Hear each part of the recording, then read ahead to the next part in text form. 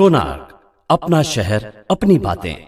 सोबत दूधची घटना झाली होती, केमिकल टाकून त्याला तिला लुटलं होतं असा प्रकार होता। या प्रकरणात मोठा खुलासा पोलिसांनी केला, काय सांगितलं? दिनांक 18/5/2024 रोजी अंजली पांडे नावाची 26 वर्षाची महिला ही पोलीस स्टेशनला आली आणि तिने तक्रार दिली की तिच्या अंगावरती पांढऱ्या रंगाची पावडर टाकून तिची लॅपटॉपची बॅग जी आहे ते 2 अज्ञात मोटरसायकल स्वारांनी जबरदस्तीने चोरून नेली आणि तिला जखमी केले।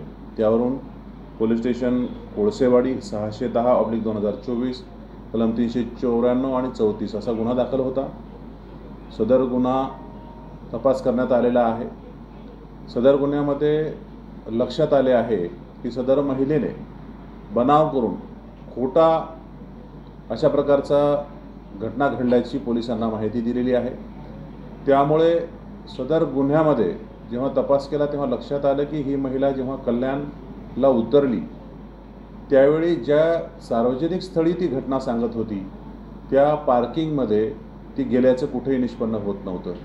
पार्किंगचे जे काही साक्षीदार होते त्यामध्ये पार्किंगमध्ये मोटरसायकल लावणारे आणि त्याचे कॉन्ट्रॅक्ट घेतलेले लोक आणि बरेचसे आजूबाजूचे साक्षीदार आहेत, परंतु ते कोणीही सांगत नव्हते की अशी घटना घडलेली आहे। त्यामुळे त्याबाबतचा संशय अगदी गुन्हा दाखल झाल्यापासूनच होता। जेव्हा तपास केला त्यावेळेला लक्षात आलं की सदर महिला ही पश्चिम भागात गेली होती आणि त्याचा CCTV फुटेज पाहता तिने एका केमिकलच्या दुकानावरून कॉस्टिक सोड्याचं एक पाकिट विकत घेतल्याचं लक्षात आलं आणि त्यावरून तपास केला असता पुढं हा खुलासा झाला की महिला जी आहे ती आर्थिक चणचणीमध्ये होते। तिला UPSC क्लासेस करायचे होते पण त्याची फीस द्यायलासुद्धा पैसे नव्हते आणि त्यासाठी तिने हा जो लॅपटॉप आहे जो तिच्या मित्राचा होता तो तिने विकला आणि त्यापासून 4,500 रुपयाच्या जवळपास तिला जी काही अमाऊंट मिळाली त्याचा उपयोग करून ती दुसरे स्वतःचे खर्च भागवण्यासाठी तिचा उपयोग केला।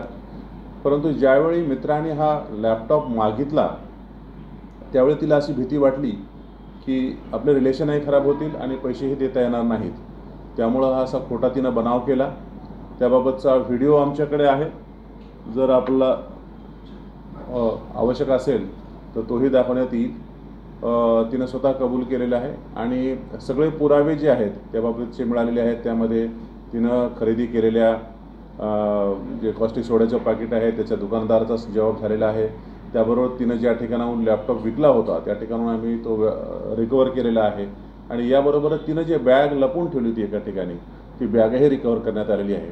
हा बनाव करून तिनं जो गुन्हा दाखल केला होता त्याचा आज खुलासा झालेला आहे आणि या संदर्भात माननीय न्यायालयाकडे अशा प्रकारचा खोटा बनाव केल्याचा जो गुन्हा आहे त्याबाबतची योग्य ती कारवाई त्या महिलेवर करण्याबाबत आम्ही माननीय न्यायालयाला विनंती करणार आहे।